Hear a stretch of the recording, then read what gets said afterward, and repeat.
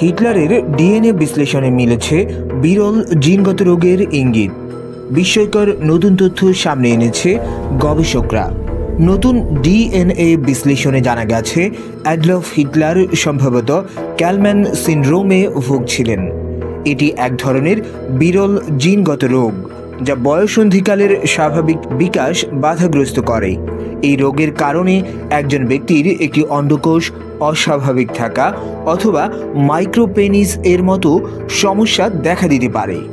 গবেষকরা জানান, বিশ্লেষণে ব্যবহৃত উপাদানের মধ্যে হিটলারের রক্তের নমুনা পাওয়া যায়, আর সেই নমুনাতেই ক্যালম্যান সিনড্রোমের সঙ্গে মিল থাকা জিনগত চিহ্ন শনাক্ত হয়েছে।